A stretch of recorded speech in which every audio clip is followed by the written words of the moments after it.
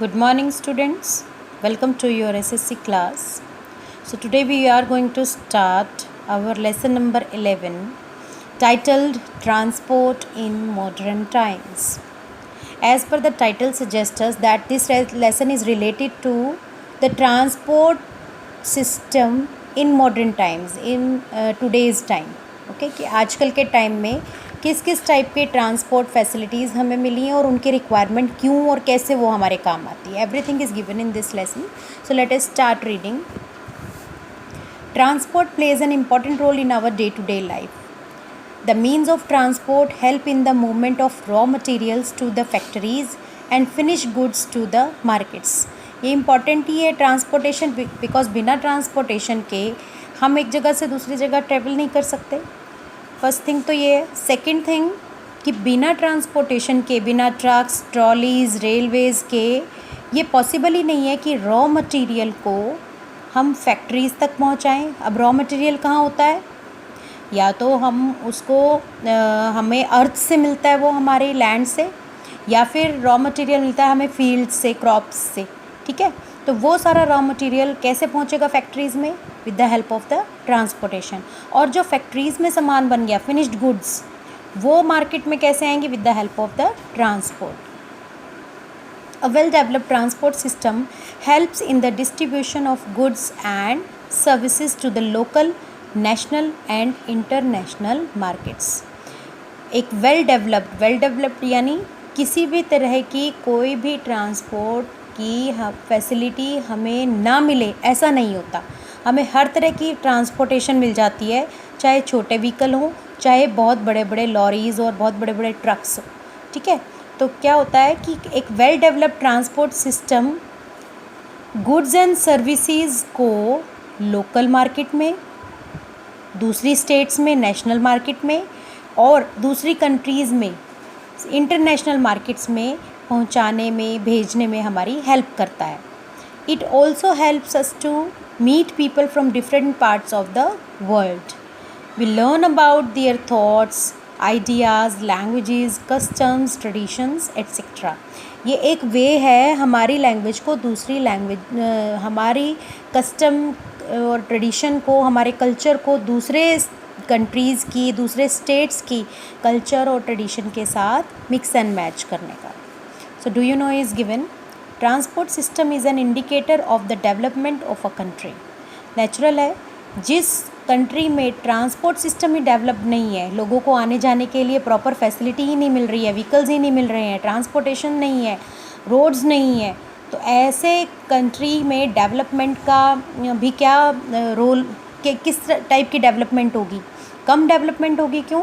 क्योंकि वहाँ ना तो रॉ मटेरियल टाइम से फैक्ट्रीज़ में पहुँच पाता होगा, ना फिनिश गुड्स मार्केट में पहुँचती होंगी, ना लोग एक जगह से दूसरी जगह जा पाते होंगे, कनेक्टिविटी नहीं होगी लोगों के बीच में. तो ऐसे कंट्री का जो डेवलपमेंट है वो बहुत पुअर होगा.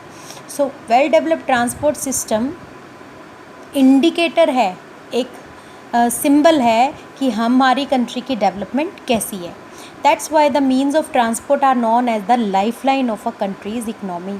इसीलिए क्योंकि बिना ट्रांसपोर्टेशन के ना तो हम फिज़िकली ना ही हम इकोनॉमिकली ग्रो कर पाते हैं, इसीलिए हम अपने ट्रांसपोर्टेशन सिस्टम को क्या बुलाते हैं? Life line of a countries economy. Okay, तो here is a chart is also given. You can see means of transport. ये मीन्स ऑफ ट्रांसपोर्ट का चार्ट है कि कितनी तरह के ट्रांसपोर्ट होते हैं. सबसे पहले तो हम बेसिकली इसको 3 पार्ट्स में डिवाइड करते हैं: land transport, water transport and air transport. Land transport means roadways, water transport means waterways and air transport means airways. So अब land transport यानी roadways को 3 पार्ट्स में उन्होंने डिवाइड किया है. फर्स्ट रोडवेज़, जो बसेस चलती हैं, टैक्सीज़, ये सब रोडवेज़ में आएंगे, ट्रक्स, ट्रॉलीज़. ठीक है. देन रेलवेज़, जो ट्रेन्स चलती हैं वो. एंड देन पाइपलाइंस, जिनके थ्रू गैस या दूसरी चीज़ें जो लिक्विड है बेसिकली, उसको हम एक जगह से दूसरी जगह ट्रांसपोर्ट कर सकते हैं. देन वाटरवेज़, इसमें इनलैंड एंड ओवरसीज़ 2 पार्ट हैं. इनलैंड यानी एक स्टेट से दूसरी स्टेट, ये कंट्री के बीच में, अपनी कंट्री में ही होता है. और ओवरसीज़ यानी एक कंट्री से दूसरी कंट्री में, जैसे इंडिया से अमेरिका, अमेरिका से जर्मनी, ऐसे, ठीक है।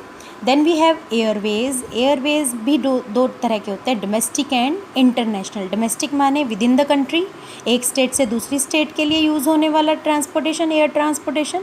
एंड इंटरनेशनल जब एक कंट्री से दूसरी कंट्री में हम जाते हैं, जैसे इंडिया से इंग्लैंड चले गए, ठीक है, केरला से हम लोग थाईलैंड चले गए, ठीक है, ऐसे। Since independence, India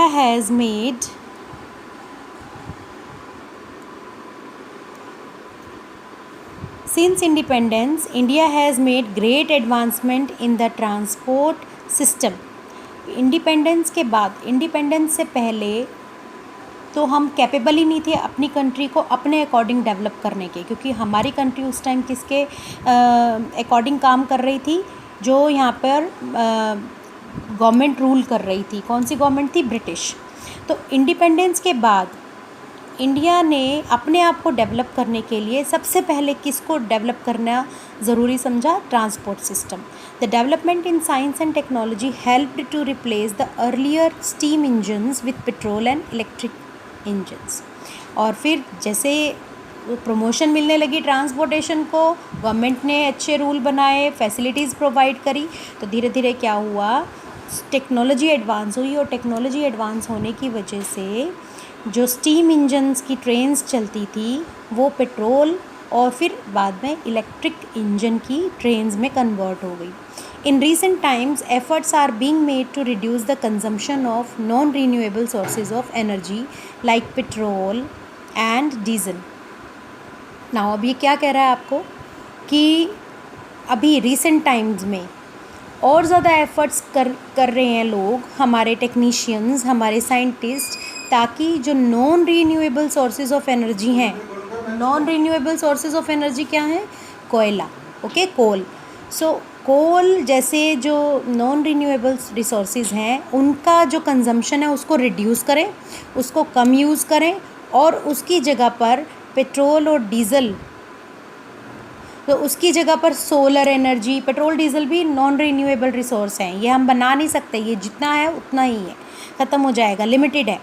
सो उसकी जगह पर हम रीन्यूएबल रिसोर्सेज जैसे सोलर एनर्जी हो गया, विंड एनर्जी हो गया, ओके, इलेक्ट्रिसिटी हो गया, सो ये सब को यूज़ करके हम आगे बढ़ रहे हैं, वैसी टेक्नोलॉजीज़ ला रहे हैं। They have been exploited and they may end soon.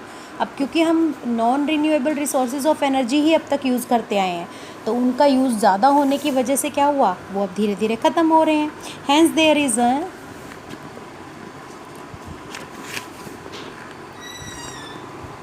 Urgent need to increase the use of solar power. इसीलिए आज के टाइम में ये डिमांड है टाइम की कि हम किसकी तरफ जाएं, renewable source of energy, solar power की तरफ, and other sources of energy that can be renewed easily, जैसे मैंने भी आपको बताया इलेक्ट्रिसिटी, ठीक है।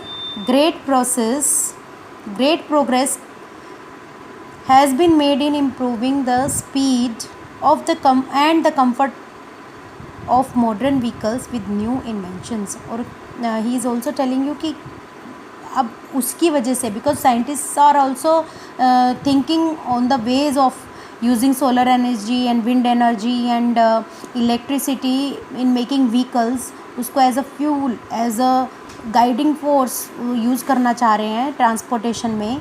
तो उसकी वजह से क्या होगा, स्टार्टिंग में क्या हुआ, कोई भी नई चीज़ बनती है तो उसमें क्या होता है, स्पीड का इशू रहता है, कितनी स्पीड नहीं आ रही है, ऑल दैट। तो धीरे धीरे उन चीज़ों को इम्प्रूव कर रहे हैं, नई नई इन्वेंशंस हो रही हैं। और आज अभी अब रिसेंटली देखोगे, जब ये बुक लिखी गई थी तब तो इतना नहीं था, बट अब रिसेंटली देखोगे कि most of the equipments that are used in domestic और in industrial grounds that are made with solar energy or electric energy, okay.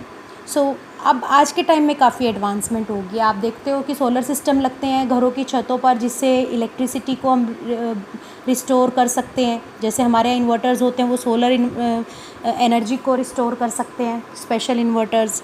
और हीटर्स, गीज़र्स, आप देखते हो कि जहाँ टोल है बेसिकली ज़्यादा हैवी, जहाँ पर इलेक्ट्रिसिटी की वो है कंजम्पशन है, वहाँ पर बड़े बड़े सोलर पैनल लगे होते हैं, जहाँ पे लाइट के लिए वो सोलर पैनल को यूज़ करते हैं। ठीक है, तो इस तरीके से धीरे धीरे टेक्नोलॉजी में एडवांसमेंट हो रही है, जिससे कि एक दिन ऐसा आएगा कि हम ये जो नॉन रीन्यूएबल रिसोर्सेज है, कोयल, पेट्रोल, डीजल एट्सेट्रा, इनको बिल्कुल छोड़ देंगे, क्योंकि ये लिमिटेड है, एक दिन ख़त्म हो जाएंगे, उसके बाद हम क्या करेंगे।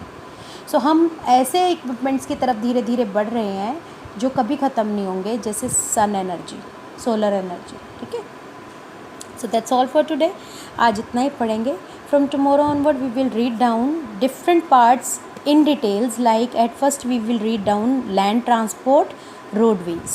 Okay, so your homework is to read whatever I have explained today. You have to read page number 96, 98 and 99. So that's all. We'll meet tomorrow with the other topics.